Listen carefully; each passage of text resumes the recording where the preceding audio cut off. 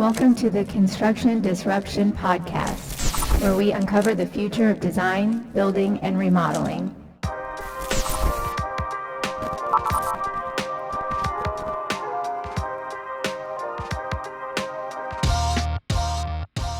I'm Todd Miller of Isaiah Industries, manufacturer of specialty residential metal roofing and other building materials.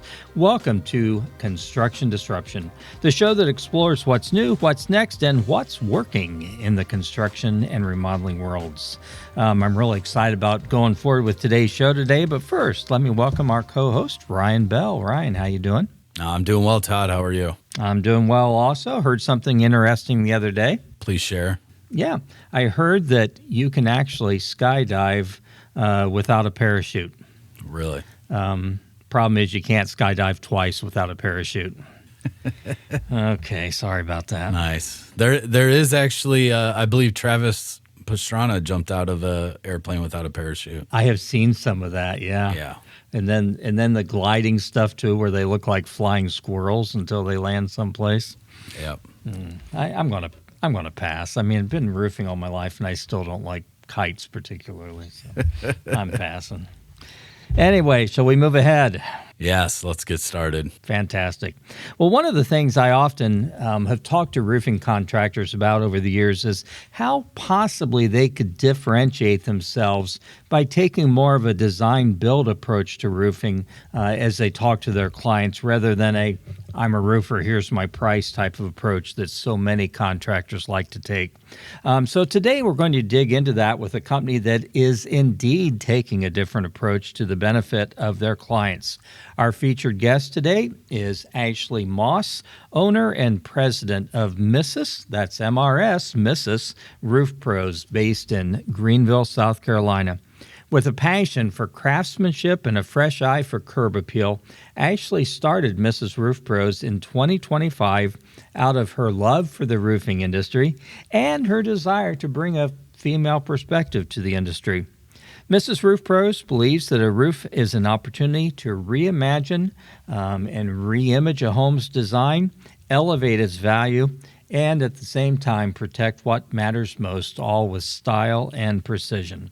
Ashley, welcome to Construction Disruption. Thank you. I'm so happy to be here, Todd and Ryan. Thank you for having me. Well, we are thrilled to have you here, and I forgot to tell our audience we are doing challenge words again this episode, so you all can be listening for something we may say that is a little bit peculiar and figure out if that might be our challenge word. So let's move ahead.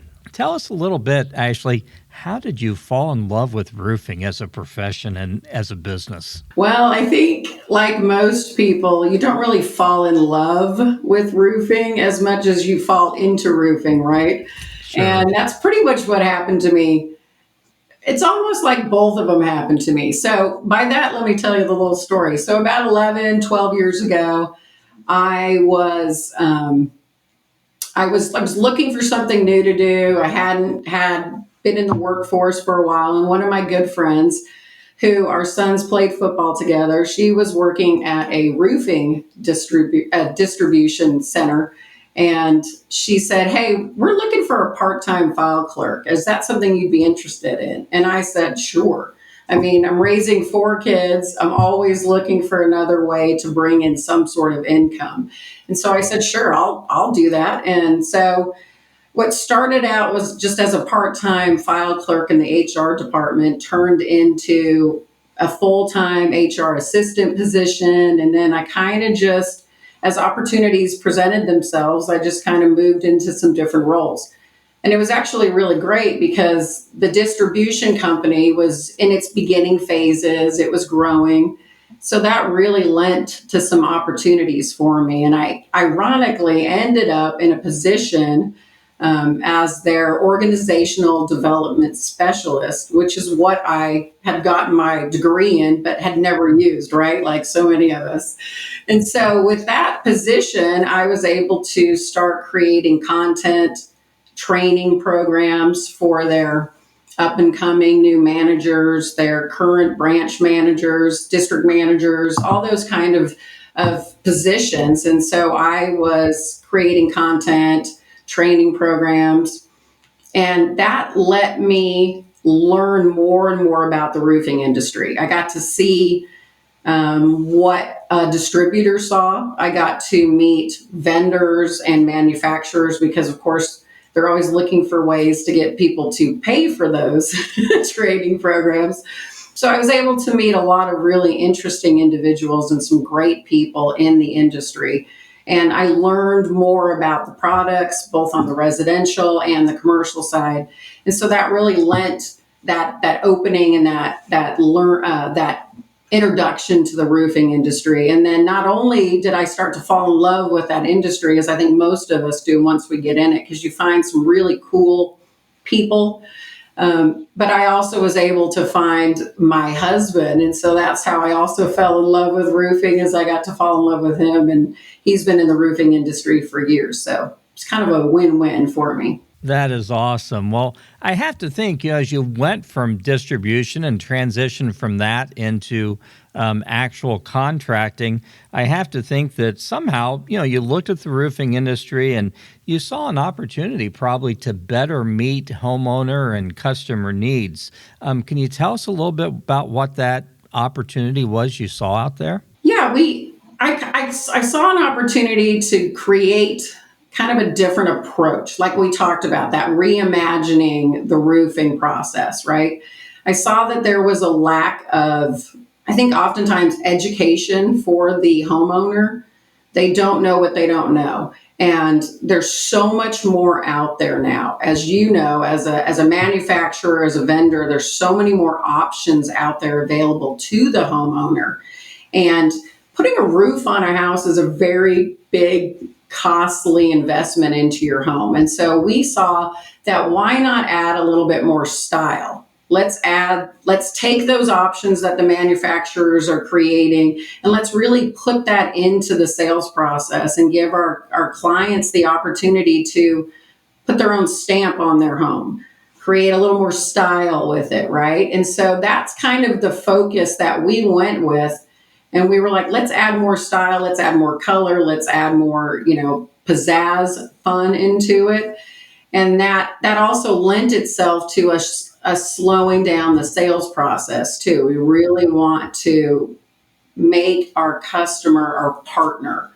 This is a big purchase, this is a big investment. You've really got to trust that person that's coming into your home. And so that's the way we saw it. We're like, let's create a whole different process for a homeowner and change kind of what the typical roofing or roofer contractor looks like. Well, I love that. And it goes right along with something we say all the time. I mean, when you look at most homes' exteriors, about 2/3 of what you see is roof in a lot of cases. And, we would never use the same trim or siding or brick colors all of our neighbors, but we always so often use the same roofing. So I love what you're doing in terms of pointing that out and kind of opening up people's worlds. Well, I know that, as you mentioned, Josh is in the business with you, your husband. He is your vice president of operations. I'm kind of curious. So you're focused a lot on that customer experience side of things. What do Josh's experience and passion bring to your clients? Well, I think for the most part, Josh brings a lot of the fun. He's an extremely energized, positive individual. So I really like that he brings a lot of the fun into it. He's very passionate about roofing. He has been in the business for almost 30 years and he's pretty much been on every angle of it. He's been a contractor before.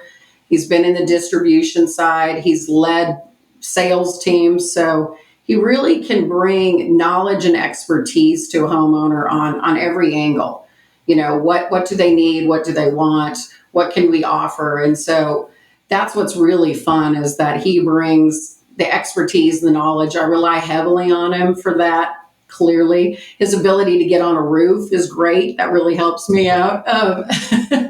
But it is his expertise and his knowledge, and he's such a great support to me. He builds me up.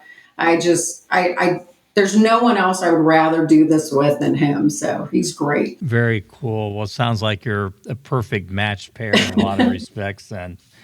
Well, So I'm kind of curious. So we are recording this shortly after one big thing in the news of home improvement was Renovo Partners, which was owned by venture capital, just unexpectedly closed up about 3 or 4 weeks ago.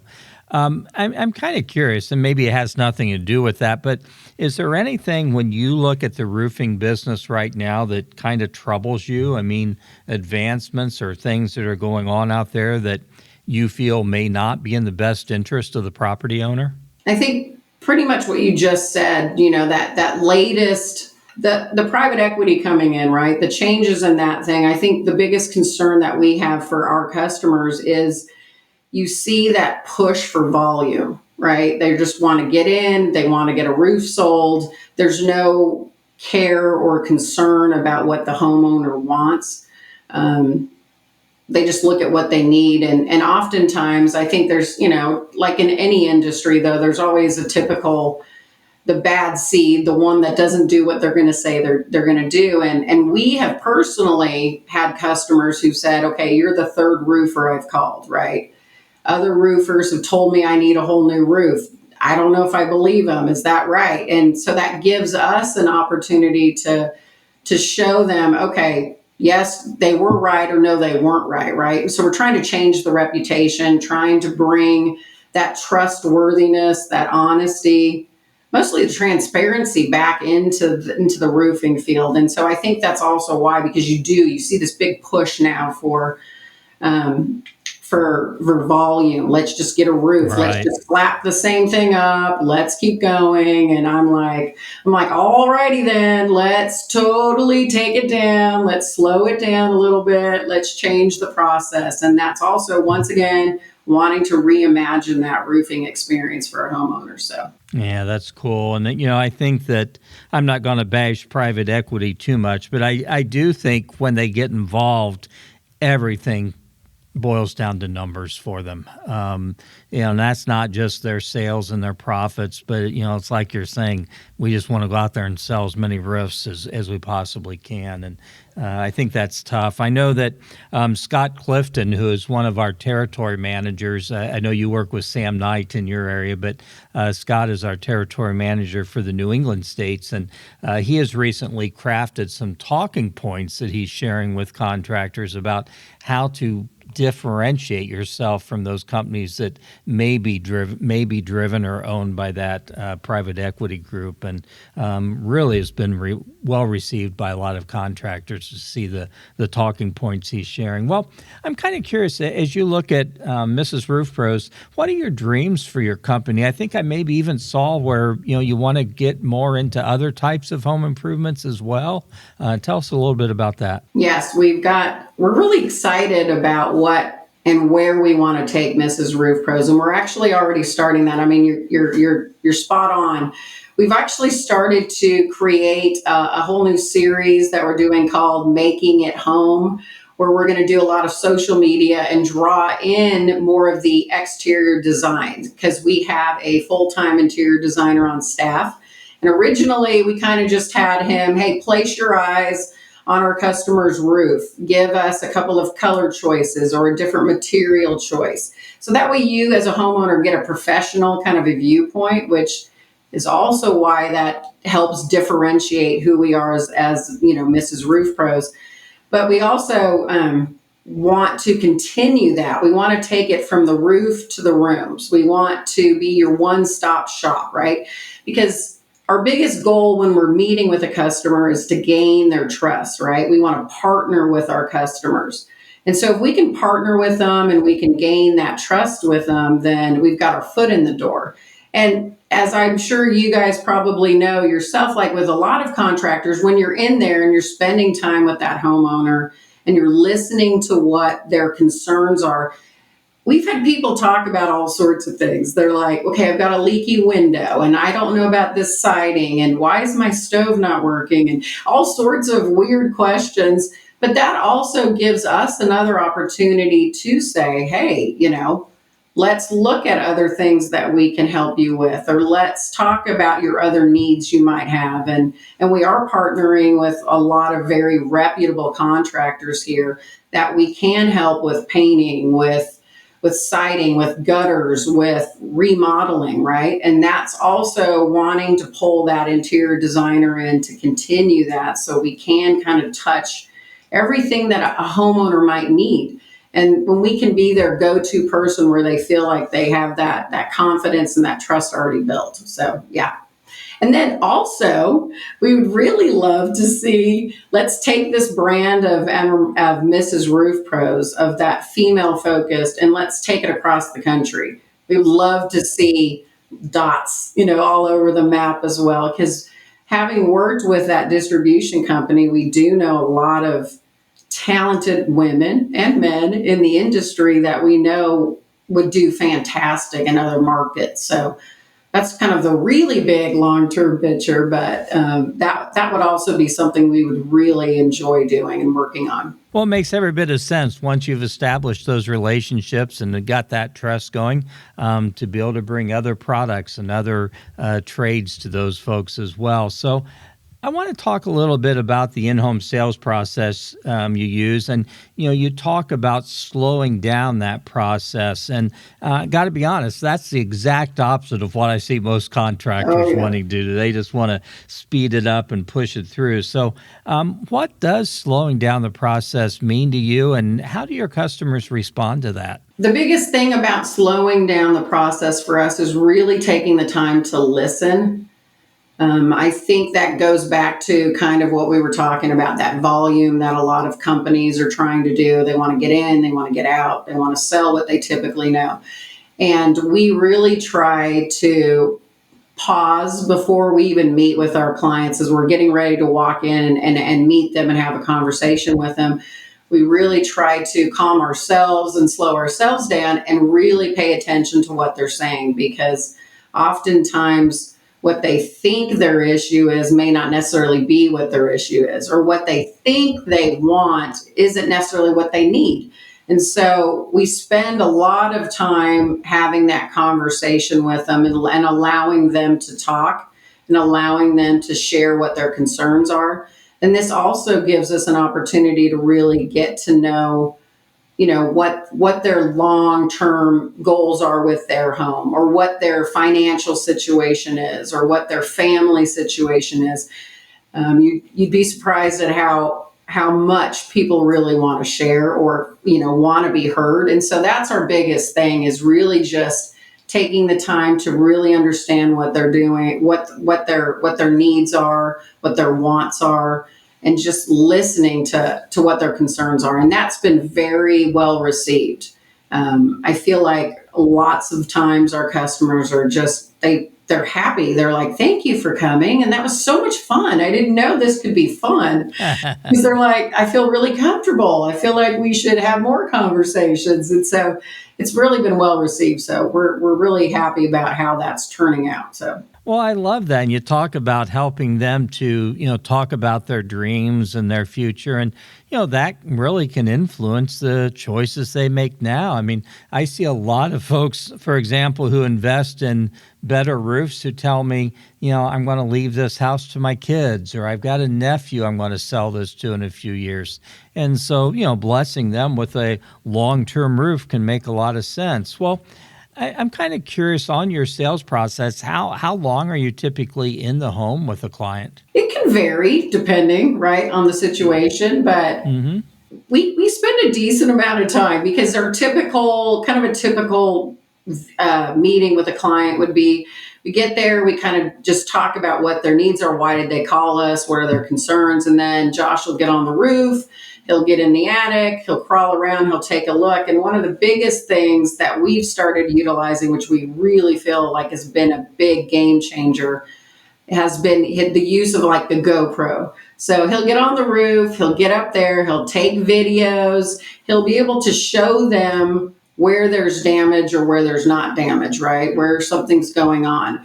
And so by him getting up there and taking a few quick videos, when he comes back down and we go back in there to talk to the customer, they can see firsthand what he's talking about. And that has been, like I said, just a really big game changer. When you look at that customer's face as you're showing them, okay, here's some hail damage. You can see the divots. Or here's some wind damage. You see pulled back, shingles or whatnot, the customer is finally going, oh, they get a better visual, they understand. And that also builds a lot of that trust, I think. They can see it, because otherwise you're taking your word for somebody getting on a roof going, yeah, there's some damage up there. There's some issues, but how do you know? You're not getting on the roof. You don't know what to look for. And so by showing those videos and getting them to be able to see firsthand what's going on in their roof has been a huge asset to us. So it gets them more involved too. They're looking at it. They're going, okay, now what do we need to do? And so that opens up those doors for us to give them options. Is it going to be just a restoration of their roof, or is it going to be a full replacement? And then, like you just said, that allows us also to have those conversations of, are you planning on staying here long term? Are you getting ready to sell? Are you getting ready to downsize? Are you wanting to remodel? And then if we can have those conversations when we're talking about what needs are needing to be met, that opens up their wants. And then we can also talk about, okay, look, if you're ready to remodel, let me show you all the cool new things that are out there for roofs. Let's put metal on this time. Let's talk about a different type of a shingle. Let's do a bold color because you're wanting to change the exterior of your home. So those have been the best way. So it's not a set way that we do it. We really try to, like I said, listen to our customers, and then that just kind of guides where we go and how our sales process goes. Well, I think that's great, because over the years I've noticed some contractors take a very technical approach. Others take a little bit more of an ROI-based approach, and it sounds like you folks do a great job of blending those both together, and that certainly seems like it would serve your clients extremely well. Well, let's talk a little bit about product selection, helping them choose the right product for them and their home.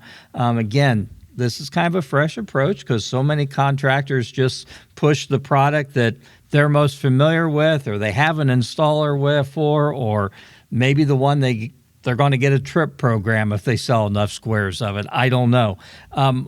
What are some of the tools that you use when working with homeowners through that product selection process? I think the biggest tool that we've been utilizing is all the technology that's out there, right? All of the manufacturers' websites, the amazing tools that are out there now, where you can, take a picture of your home, and we'll do that with their home, and we'll change colors of the roof so they can kind of see firsthand.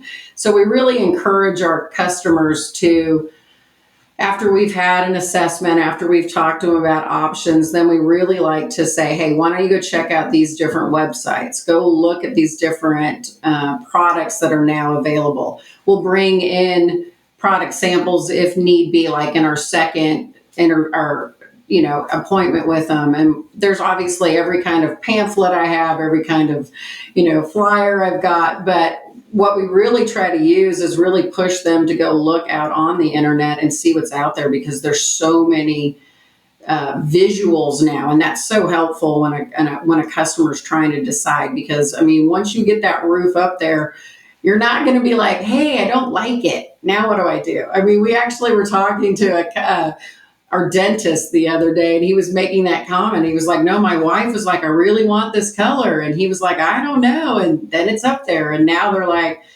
really wish we could change it. So there's all these cool new technological advances that we really try to utilize to help ease that decision making as well, right? So there's just a lot out there that they can go and look, and that's definitely a benefit. So, as I think about, being a woman-owned business in a largely male industry, I'm kind of curious, and maybe this is kind of a nuance, but do you carry the fact that you are female-owned front and center in your marketing, or is it more that you promote the fact that your business is different in these ways? And of course, those are because, you've got more of a female perspective to things. I realize that's kind of a nuance, but I'm kind of curious which one kind of leads the way for you. Well, I think our name is a big, push towards, it's the missus, right? It's the female, it's the pink, it's the logo, it's the diamonds. It's kind of in your face in that regard.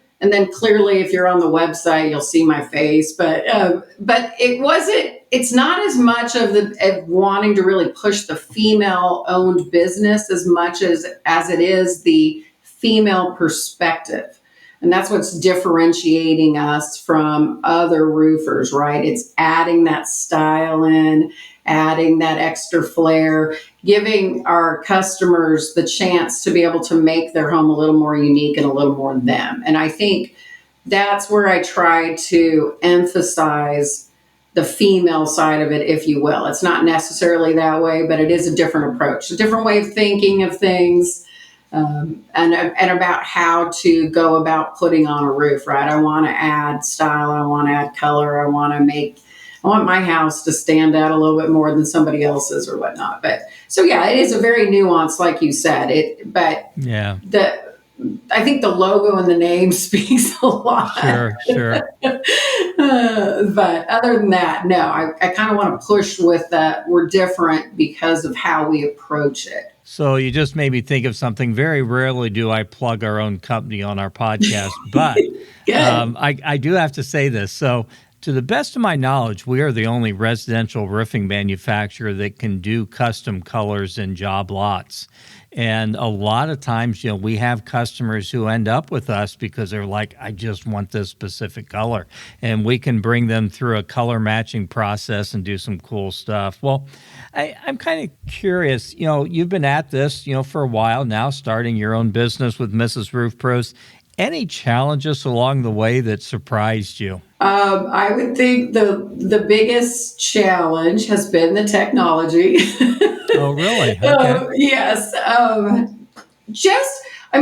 I've been floored at how hard it's been to be Google verified. I mean, it's all those little teeny things, the marketing, the social media, the technology, because it's changing so rapidly that, we've definitely had to hire younger people to help us with our social media. Our own children were laughing at us at the very beginning, and they're like, wow, that's not good, Mom. And so bringing in those that understand that better has been a lifesaver, and you'll hopefully start to see that even more and more now. But yeah, that technology on that side, right? It's learning a new CRM and utilizing that, because we really want to be tech focused, because that is the future. And that's another way for us to differentiate ourselves, I think, from a lot of roofing contractors. There's so many that are still too afraid to get into that. And we want our clients to be able to, from their phone, pay that invoice, right? Choose some things, make appointments. And so we're having to learn all that and make sure we understand that. And it's constantly changing. AI and everything else. It's been a lot. Well, and I love that, the kids saying, I'm just saying, Mom, we got to do it this other way. And, having that younger perspective to help you. Well, any real pleasant surprises you've had along the way? I would say our best surprise, and I don't know why this is so shocking to me, but the unbelievable amount of support that we have gotten from everyone, from our previous coworkers and colleagues, even what you would consider our competition. Everyone has been so positive and so supportive, and they're like, you guys are going to kill it out there. We're so excited. I love what you're doing. I've never thought about doing it that way. I love all this whole approach. And so that has been just absolutely wonderful. Just the sheer support from everybody has been, we're so grateful, and we've just been so humbled by it. So it's been wonderful. Well, you guys are doing the American dream by going out there on your own doing this. So kudos to you.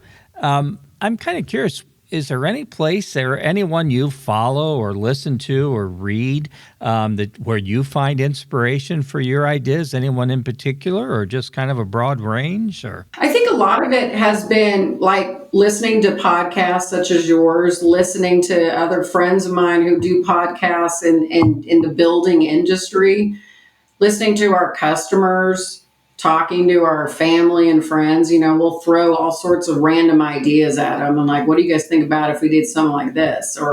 And they've got insight by being a homeowner or experiences they've gone through. That's been really great, because we've gotten a lot of just different ideas from them. Especially when I was doing organizational development and doing all that leadership, I love John Maxwell. I mean, any of his leadership books. Leadership 101 is such a great overall, simple kind of, when you're just kind of starting out. I love that book. One of my other favorites was Rory Vaden's Take the Stairs. It's like an older book, and I don't know if you're familiar with him at all. It is such a great positive, basically get off your bum, get out there, get going, and just plow ahead at it, right? Like, don't make excuses, just go and do something. Instead of just sitting, make a change. And so his whole thing is like, take the stairs, right? Instead of taking the elevator, take the stairs. It's more of a challenge, but there's going to be benefits from it. And one of my favorite stories that he talks about in there, and it's stuck with me for all these years.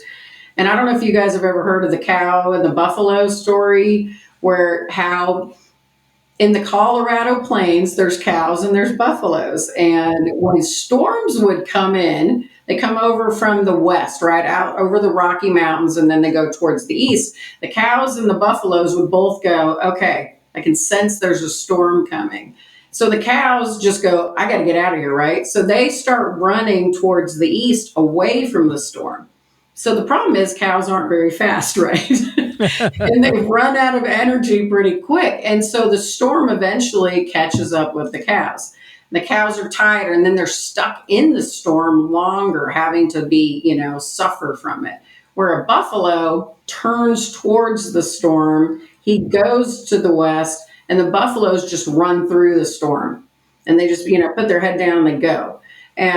And then you get through the storm a lot faster. You're on the other side, and then you get to enjoy the benefits from the storm, the rain, the growth, the whatever.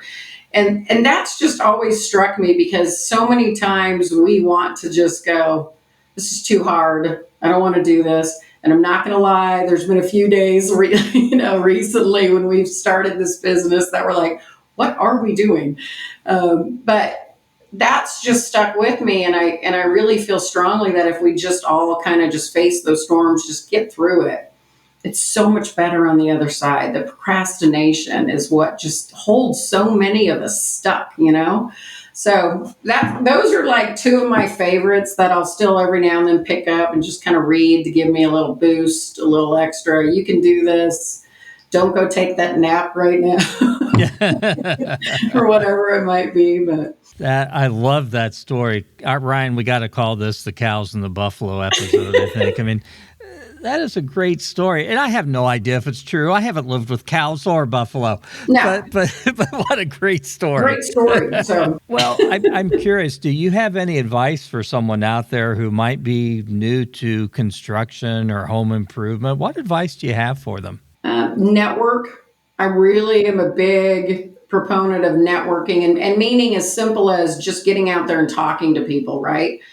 Finding friends or family members who are in the industry, talking to them about what is it like? What do you do? What should I go and study, or should I find out more about? Just networking, and then utilizing any of those groups that are in that particular industry. Clearly one for us is National Women in Roofing. It's a great group of women, and it's a way for you to be immediately connected with other people who are going through the same boat as you or understand that industry. Finding a mentor. I was blessed to have a fantastic mentor when I was at that distribution company, and she's turned into one of my best friends. But just having that mentor, you can go throw ideas off of and ask questions about, how do I do this in this field, and what have you experienced? And she's so good at, she'll give it to me back straight. She'll be like, nope, don't do this, do that. You're doing it wrong, whatever. But just mentoring and finding out other people that you can go glean from their expertise and their experiences is probably my biggest suggestion. Oh, that's great advice. Hey, it's been great having you here on the show today. Is there anything we haven't covered that you wanted to be sure to share with our Construction Disruption audience? No, I mean, other than it's like we were talking about. I'm excited to be doing this. This is a scary new kind of thing we're going to go out here and try. But I just really encourage other women, other men, other individuals. Like you said, I mean, America is the greatest place to live, and we have so much opportunity here. And just get out there and try something. You just don't know, and just jump into it. And you'd be surprised at how many people are willing to be supportive and helpful and help you along that. I mean, we're excited to be here. We're excited to see where we can take, Mrs. Roof Pros, and just thank you both again for having me on. This has been a fantastic experience. Well, thank you. And I'm excited to see what you're doing and watch the coming years unfold as well. I think you're doing a great job, and I love the fresh perspective you're bringing to an old trade. I think is great. Well, this has been a great time. Before we close out, I have to ask if you're willing to participate in something we call rapid fire. So these are 5 questions, some serious, some a little more silly. All you have to do is give a quick response. Are you up to the challenge of rapid fire? Absolutely. Awesome. Well, Ryan, would you like to have the pleasure of asking the first question? I would love to. Thank you, Todd. Question number 1. What is a product or service you've acquired recently that was a real game changer for you? I don't know if it's necessarily as recent as much as I had no idea that with Amazon, if you already have an order out, they've started a new little button that if you look at something else you might want, it can just add it right to that same order. And if you push it, because I accidentally pushed it the other day, it'll just charge you. It goes right on there. I had no idea. It was a game changer for me. And then I also realized that I can order paper towels. I can order all sorts of things that I don't have to go to the store for. That has been a game changer, which is kind of sad to say, but it really has been wonderful. So you don't have to add it to your cart and check out. It's Yes. just like a one-click checkout. Yes, Okay. and it'll automatically stick it on whatever's coming tomorrow, and I'm like, oh my gosh, Okay. This is so bad because Could now be dangerous. So convenient, though. Yeah, So convenient. Okay, question number 2. What is a vehicle that you once owned, or maybe you drove, maybe it was even a parent's vehicle, that you wish you still had? that's a good question. I did have, well, it was my parents, but a Mitsubishi 3000 GT. It was Okay. like one of those old kind of sportsy car, and it was just fun because it was little and it was 2-seater basically, and it was a lot of fun. Oh my gosh, that is such a fun question. I haven't even thought about that. Yeah, I haven't thought about that car in a long time. That was a great car. Maybe another one of those can be in your future. Who knows? That's right. That's right. I don't know where you'd find one of those now, but All right. Question number 3. What is your favorite meal? ooh, I love lots of meals, but pretty much anything that has chips and salsa in it, I will be a happy person. I will eat chips and salsa as a meal on at least once a week, if not more. So anything with chips and salsa, I love. So Well, that's hard to work that in with your favorite pumpernickel bread that you like so much, isn't it, Ryan? I was hoping I'd be able to talk about it a little bit. Yeah, but yes, I love, for anybody that doesn't know, I love pumpernickel bread. Pumpernickel and salsa. Yep. Question 4. Would you rather always have to sing everything you have to say, or would you prefer to have to dance every place you have to walk? oh, definitely the dancing. Really? Interesting. I'm not good at either, but I really do. I love dancing. So I would have so much fun dance. I mean, my husband and I do a lot of dancing in the house anyways, and we will do it in the grocery stores because I don't know if you guys have been in a grocery store lately, but they're playing all of our 80s stuff.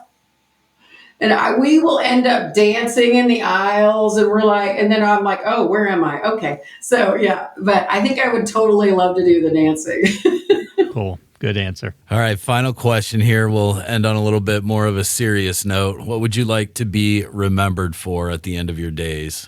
I would want to be remembered for being someone who is just kind, compassionate, giving, because Josh and I really do focus a lot on, we want to give back. Our faith is a very big part of who we are, and we love to help others. And being in this industry has also opened up those doors for us, which is wonderful. But just charity and kindness and giving back to others, that would be awesome to be remembered for that. I love that answer, and how often I've been thinking lately what a different world it would be if we were all just giving and sharing the way that we're supposed to be doing. Yes, agreed. How different that would be. So cool stuff. Well, Ashley, I have no doubt that what you're doing is going to be successful, and it's going to continue to follow you. If folks would like to connect with you, what are the best ways for them to do that? On our website, we've got Facebook, Instagram. Just look for Mrs. Roof Pros, and you will find us. We're out there. Obviously, more so now than ever with our new young help. Well, and I know you're pretty easy to find on LinkedIn also, Yes. and so is Josh, I believe. So Yes, oh yeah. Good deal. Well, did we all get in our challenge words? I know I worked mine in. What was mine? Oh, mine was just saying. Yeah. I'm pretty sure I got mine in. All righty then. All righty then. Oh, Ryan, I'm sorry. I probably spoiled yours for you, didn't I? So I was planning on throwing it in. I was thinking, no matter what she says, I can say, that sounds good with a side of pumpernickel bread.